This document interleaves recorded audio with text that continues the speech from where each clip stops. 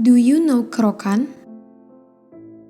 Based on some historical evidence, coining has existed since around the 3rd century as a physical health treatment.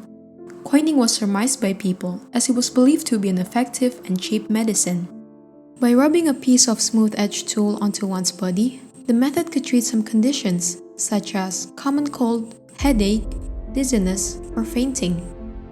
Coining is mostly applied on the back, neck, shoulder, and chest.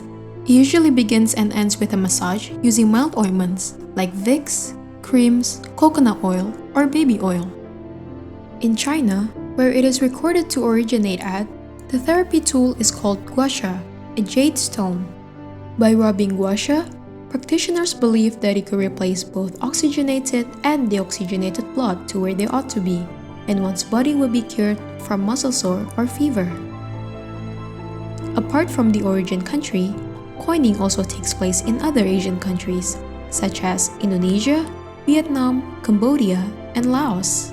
Indonesians call the therapy Kerokan and use wooden roller, metal coins, or onions for it, while Vietnamese natives have chao gyo. Coining, as mentioned before, is commonly used to treat symptoms of cold and now is believed for its ability to cure acute or chronic pain, respiratory problems such as asthma, bronchitis, and emphysema, functional internal organ problems, musculoskeletal problems, and in any case of recurring or persistent fixed pain. Although it happens to be an effective way of curing health problems, coining also has its own risk. Zulkifli, a therapist from East Jakarta, has known the coining method for ages as it is one of his family heritage. He told us that coining could also go wrong if the therapist is not well learned. Ya ada, ya. Ya itu hindari tulang belakang kerok, ya karena terasa sakit kalau di situ. Sama leher itu nggak boleh. Terus pakai apa? Pakai krim atau N-body. Iya, campurkan minyak atau N-body di bagian kulit ini. Pernah. Ya, saya pernah. Pernah. Gara-gara masuk angin sih biasanya. Saya kerokan karena saya lagi masuk angin aja. Biasanya sih masuk angin. Sembuh dong. Tidak sih, cuman saya habis kerokan biasa istirahat, baru saya bisa Sembuh. Is coining related to excess wind? The latter is actually not a medical term, nor a disease. The symptoms apparently describe fever, chills, bloated belly, muscle sore, flatulence, or loss of appetite. For example, a person has a cold. The symptoms such as body aches, feeling tired, and the other could be getting better and making the body more comfortable. So it can be cured with scrapings and can recover from soreness after scraping. It is believed because the wind will come out of the body. Some therapists, when scraping a patient's body, can find the point of pain that will make the patient burp inadvertently.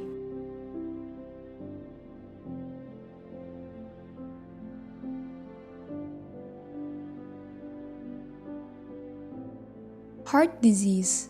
The condition involves narrowing or blockage of blood vessels that can cause a heart attack, chest pain, or stroke. The symptoms of heart disease usually include an irregular heartbeat, fatigue, heavy breathing, difficulty sleeping, and pounding due to uncertainty. This one type of cardiovascular disease, the leading cause of death globally, is commonly related to unhealthy activities such as smoking, alcohol, bad diet, and high consumption of salt. In 2020, more than 10 million people were reportedly dead due to heart disease and stroke. The World Health Organization predicted that the amount will multiply by 5 in 1 decade. Di jantung koroner. Di jantung koroner ada penyumbatan pembuluh darah jantungnya, pembuluh darah koroner. Pembuluh darah koroner itu adalah satu pembuluh darah yang memberi makan untuk otot jantung.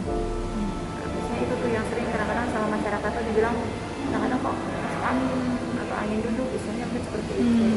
Itu yang istilah untuk secara medis istilahnya mungkin penyakit jantung koroner. Jantung-jantung lain masih banyak lagi, ada gangguan irama jantung, ataupun ada kelainan katup atau ada masalah di pintu. Jadi katup itu kayak pintu jantung juga ada bermasalah bisa. Jadi ada gangguan juga dari irama jantungnya, ada hipertensi. Jadi sangat banyak sekali penyakit jantung jenisnya itu sangat-sangat banyak. Tergantung diagnosa apa dulu yang dimiliki si pasien. Angina and excess wind symptoms are actually the same, but some cultures separated the meaning of both. They often lead to a certain disease.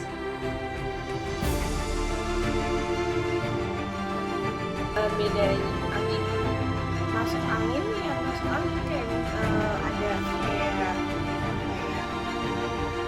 kayak demam tapi sebenarnya kayak ada anginnya kali ya bedanya. Kalau misalnya angin yang duduk mungkin lebih parah kali ya. Beda sih, kalau angin duduk tuh dia lebih nyerangnya lebih serius ya. Dia tuh biasanya, setahu saya sih biasanya nyerang pernafasan dia. Jadi dari tenggorokan gitu, sedangkan kalau masuk angin ya kayak masuk angin biasa, mungkin karena kena angin malam terus nggak pakai jaket gitu. Excess wind symptoms that look like heart disease. Gender becomes a factor that differentiates between the symptoms of masuk angin duduk, coronary heart, and heart attack. A man above 40 years old but now younger. When someone reaches 35 years old, they could have a heart attack. Before that, we have to take a look at their internal factors, such as smoking history, diabetes, or obesity. When a patient comes in with breathing symptoms, it is not coronary heart, but it is a symptom called typical angina. Typical angina is a symptom that makes patients feel sore in the chest, and they can't describe what they feel exactly. And sometimes, the pain spreads through the spine, left arm, or upper neck that feels like somebody strangles your neck. The heart feels full. The heat goes to the top. And it often happens to be one of the symptoms to watch out for fear that there could be an artery blockage.